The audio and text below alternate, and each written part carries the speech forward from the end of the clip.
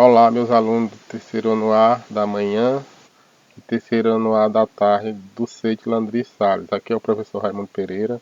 Estamos iniciando o nosso estudo na parte de evolução, dando continuidade no segundo capítulo dessa parte da biologia do terceiro ano, onde no capítulo 8 nós vamos ver duas partes da parte de evolução, que é genética de populações, que essa parte analisa a quantidade baseado em números, se a quantidade de indivíduos na população, se ela está sofrendo alterações, aumentando ou diminuindo, se tem risco de ficar em extinção.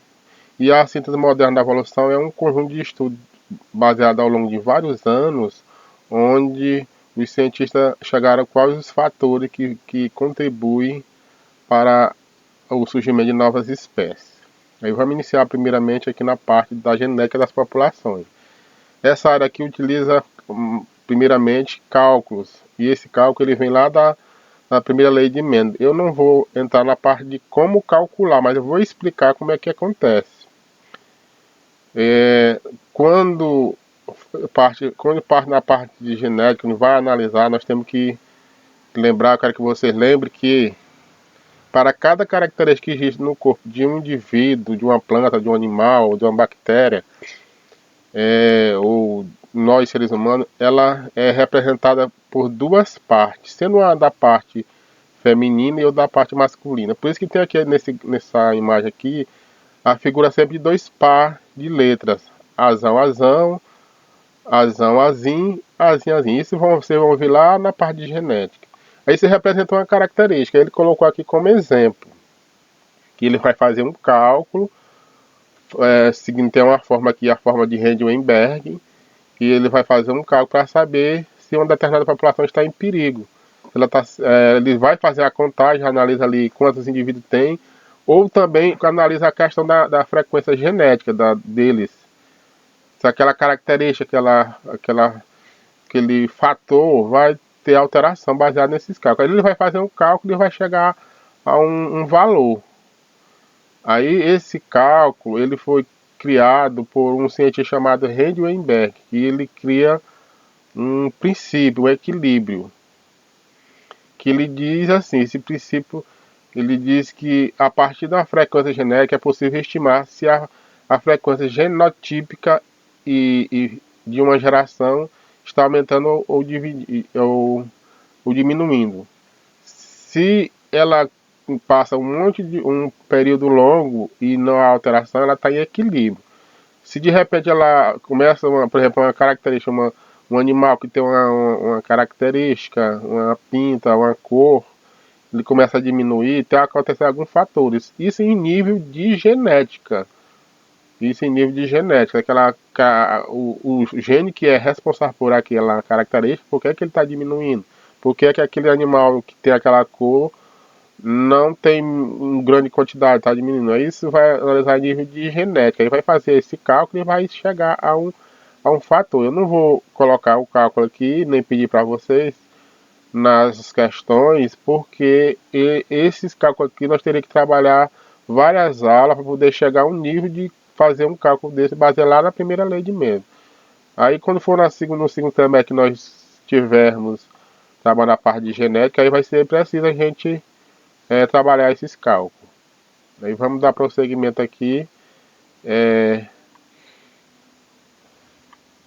Vamos falar aqui agora da síntese moderna da evolução. Então, essa síntese moderna da evolução, ela é baseada em vários cientistas. Aí, só que no início do século XX foi formulada essa teoria, baseada lá do conhecimento de Mendel, de Charles Darwin. Outros cientistas chegaram à conclusão.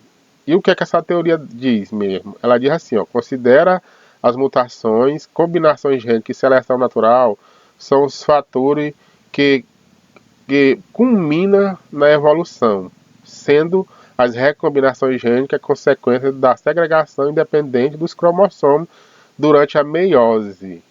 Olha essa linguagem aqui, durante a meiose. A meiose, vocês vão lembrar lá de divisão celular que vocês viram no primeiro ano.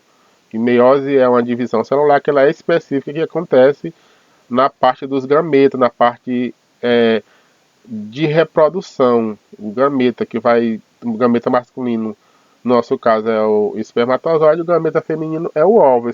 No caso, se acontecer alguma mudança, acontece lá na meiose, que ela reduz é uma divisão que uma célula se transforma em 4 com a metade das características. Para quando haver o que? A fecundação, ela voltar a ter a quantidade inicial de 46 cromossomos, que é o nosso caso. Quando havia fecundação, o novo indivíduo é formado com cada célula tem 46 cromossomos, exceto nos gametas que tem 23, porque ele é uma divisão reducional para justamente haver essa junção do macho com a fêmea.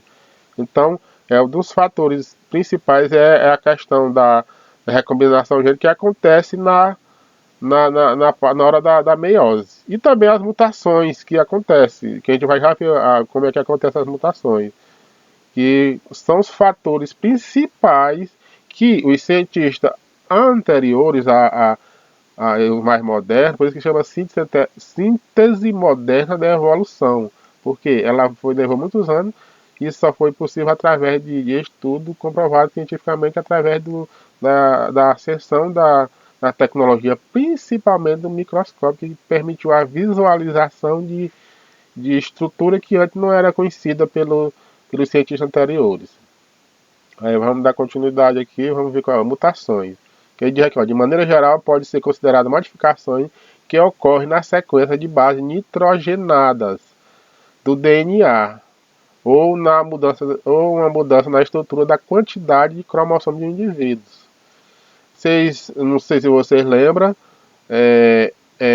lá no primeiro ano a gente estuda as bases nitrogenadas, que é a guanina, a timina, a citosina, onde o DNA tem citosina e guanina, adenina e timina. Já o RNA tem citosina e guanina, adenina e uracila, que são essas letras aqui que é representada para representar determinadas proteínas. E elas vão se juntar e formar uma base nitrogenada. Vão formar uma proteína que essa proteína pode codificar uma característica em qualquer organismo. Por exemplo, no nosso caso, se uma proteína estiver errada, estiver com erro nessas bases nitrogenadas, ela vai provocar um defeito, provocar uma anomalia, uma doença e, consequentemente, uma mutação. Aí as mutações ocorrem lá na base nitrogenada, lá no início. Ela vai haver uma mudança por algum fator que provoca essa mudança. Pode ser um fator externo, como uma radiação, pode ser um medicamento, no caso, levando em consideração um ser vivo. E ele vai provocar a mutação, a alteração, e vai sair um indivíduo com diferenças, mutações. E essas mutações ela pode acontecer com fatores físicos ou, ou externos, como por exemplo gases, raios solares. No caso, por exemplo, a radiação ultravioleta pode provocar várias mudanças internas na célula. Então tal que quando uma mulher está grávida, ela não pode se expor à radiação, principalmente de raio-x ou de medicamentos. A criança está em formação, ela não pode sofrer essas radiações que pode provocar uma mutação no bebê, que pode provocar um defeito. Agora, em nível de seleção natural, de evolução, isso acontece lentamente, mas vai acontecendo ao longo de milhares de anos. Vamos ver aqui outro fator que também é importante na hora das mudanças que acontecem, que é a recombinação gênica. E ela aumenta a variabilidade de uma população. Atua em conjunto enquanto as mutações alteram em sequência de base nitrogenada. É uma diferença, que ela atua basicamente nas estruturas do cromossomo. Os cromossomos, tem alguns desenhos que ele tem tem uma parte central, aí tem essas perninhas dele que é representada, que chama as cromátides. Essas cromátides, na hora de haver a recombinação gênica que acontece no nosso corpo, ela ela pode trocar pedaços, que é chamado, na hora dessas trocas, é chamado de quiasma. Essas mudanças vai provocar, essas trocas misturam o material genético e provoca uma nova característica. A partir dali pode ressurgir uma nova característica, é uma recombinação em nível cromossômico. E no gene vai mudar a posição dele no cromossomo. Se muda, vai codificar uma característica diferente. Isso vai provocar uma mudança, tanto em nível do cromossomo, como em nível dos genes. O gene é o que? Ele fica ao longo do corpo do cromossomo. Tem vários genes ao longo deles, e cada gene que está lá nesse cromossomo, ele codifica uma característica. E se ele muda a posição, ele vai alterar a sua estrutura. Então, alterando a sua estrutura, aí vai acontecer nas bases nitrogenadas. Tem até esse desenho aqui, essa letra que está aqui, está representando isso, essa mudança que aconteceu. Inicialmente ela tinha uma letra no lugar e trocou a posição. Quando troca essa letra aqui representativamente, acontece uma alteração nas bases nitrogenadas. Isso vai representar uma mudança. Outro fator que também é, é, é importante é a deriva genética. O que quer dizer? Vamos ver aqui. Ocorre quando eventos ao acaso promovem modificação na frequência alélica de uma determinada população. Esse processo pode acontecer no locus. Locus é o local onde fica o gene, mas também tem efeito maior nas populações menores. Vamos supor aqui, uma determinada área tem um grupo de mamíferos, grupo A e B, e aí eles estão numa determinada região e o grupo A sofre ataque de caçadores. Eles começam a diminuir a população e o grupo B, que está em outra área, ele mantém conservado. O que é que vai acontecer ali quando passar algum tempo? Que mesmo que a população A se recuperar, ela não vai ter uma frequência alérgica grande, vai diminuir essa frequência dos alélos. Inclusive, aí o que é que vai acontecer? Corre o risco da população desaparecer porque não há mudança da parte do gene dela. E a outra permanece sempre uma variabilidade genética. Isso no caso dos seres humanos. Nós, seres humanos, estamos muito parecidos estruturalmente, mas ninguém é igual às outras pessoas. E se você vê uma pessoa igual, ele tem que ser clone originado de uma fecundação onde na primeira divisão celular o material genético se divide em dois. Aí vai nascer aquele gene que é idêntico. Os únicos clones que as pessoas podem ser igual é quando acontece dessa forma, de ele ser originado de uma divisão celular onde o material genético parte no meio. E o gene, esses gêmeos, no caso, por exemplo, no exemplo, eles são idênticos até no material genético. É clone um do outro, que é a única forma. Das demais formas, ninguém é igual a ninguém. Pode até parecer, mas não é igual. Aí essas mudanças acontecem assim de forma que algum fator vai provocar. No caso aqui dessa população A, ela alterou a frequência dela de genética, porque os caçadores começaram a atuar mais naquela área que tinha da população A. Vamos ver aqui. Ele bem que fala o efeito fundador. É quando um determinado indivíduo ele é o primeiro a chegar numa região para formar para colonizar aquele local. Geralmente acontece, os cientistas dizem que os primeiros colonizadores no local são as bactérias. Elas chegam ali e local não tem nada, eles começam a se formar nas pedras, nos troncos de árvore e começam a formar da partir dali os indivíduos fundadores. Eles são chamados de indivíduo pioneiro, chegam no local e formam essa população. Outro fator que é muito importante é a migração. Vamos ver aqui se migração ou fluxogênio ocorre quando o indivíduo migrante chega a uma nova localidade. Ele pode acrescentar alelos a uma população nativa ou modificar suas frequências alélicas. Aí vamos ver aqui um exemplo aqui desses besouros, onde tem aqui a população A, que ela é toda verdinha, E tem a população B, que tem indivíduo verde e marrom. Essa população, em determinado indivíduo desse, ele chega na região nova e vai se acasalar com esse indivíduo verde. Aí a partir dali começa a aparecer nessa população indivíduos verdes e marrom. Após diversas gerações, na ausência da seleção natural, passa a haver besouros verdes e marrons nesta população. Isso é o quê? É o fator da migração. A migração ela é importante para provocar o surgimento de uma nova característica. Ela é um dos fatores que inicia. É claro que vai ter que haver o fator reprodutivo. O indivíduo de migração é o quê? A saída de um indivíduo ou a entrada dele num determinado local. Aí vamos prosseguir aqui. Outro fator que também é importantíssimo é a seleção natural. Seleção natural foi formulada a teoria da seleção natural. Quem formulou ela foi Charles Darwin, através de seus estudos e com o auxílio do seu estudante Wallace. Então a seleção natural é assim.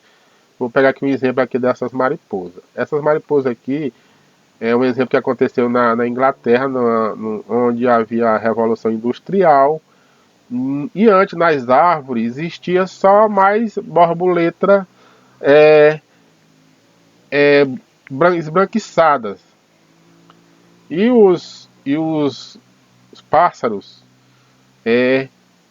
caçavam mais aqueles que tinham maior visão, que era as mais escuras. Porque quando ele ia procurar nas árvores, o que era mais visível para ele era as mais escuras. Por quê? Porque a indústria ela emitia aquelas fuligens e as borboletas, o ambiente ficou mais escuro e as outras ficavam mais fáceis de ser procuradas. É o que? É uma seleção natural através do ambiente que ele vive.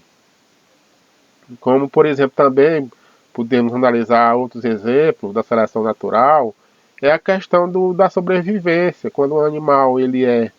Então, por exemplo, vai um bando de elefantes. Ou aí os leões vão caçar. Ele vai procurar o quê? Ele vai procurar aquele indivíduo mais fraco. Aí os indivíduos mais fracos vão sendo eliminados pelo ambiente. É uma seleção natural. Um ambi... desculpa, pessoal, tem uma moto passando aqui, mas a gente vai continuar, porque a minha casa aqui passa a moto de lado, na frente. Aí, ó,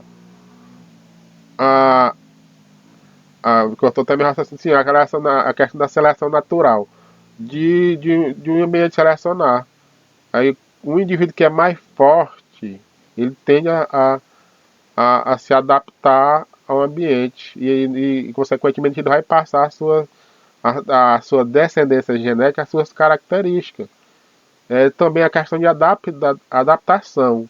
Nós aqui, que moramos no Nordeste, nós não somos adaptados a viver num lugar que tem gelo. Se nós for para lá, assim, de repente, sem uma preparação, com certeza nós vamos morrer lá de frio. E já as pessoas que é de lá, até os animais, eles são adaptados para lá. O que é uma seleção natural. Não adianta nós querer viver num lugar que nós não estamos adaptados. Então é um fator essencial que é considerado na questão da evolução a seleção natural. E agora vai falar o que de especiação. Especiação é quando ocorre quando uma população de uma mesma espécie se diferenciam evoluindo em linhagens diferentes, dessa maneira para que uma nova espécie surja. É parecido com a questão da seleção natural. A partir de uma determinada característica, ela vai ser. Esse aqui é o resumo do que pode acontecer com relação às mudanças. Para dizer o que? Se uma determinada população ela está se evoluindo, se houve mudança. Por exemplo, pássaros, eles podem surgir, por exemplo, tiver um pássaro que ele é da cor verde e amarelo. Com a alimentação dele, se houver algum fator que vai provocar a separação dele, ele for para outras áreas, ele pode surgir pássaro de outras cores. Isso é resultado também da própria alimentação que ele está, que é diferente do local que ele estava antes. Aí pode o quê? Surgir uma nova espécie através de uma especiação. Vamos ver aqui duas palavras que é colocado com relação à evolução, que é anagênese e cladogênese. O que quer dizer? Anagênese é o surgimento ou mudança de um caráter dentro da mesma espécie. E cladogênese é o que? É o processo de ruptura de uma população, a formação de duas ou mais populações independentes. É um exemplo aqui de borboleta. Por exemplo, se existe uma borboleta azul e verde, de repente, por alguns fatores geográficos que separam um determinado grupo e lá no lugar que ela foi ficar, ela tiver um ambiente diferente, alimentação diferente, pode surgir, vamos supor que surja uma nova borboleta de outra cor diferente, avermelhada.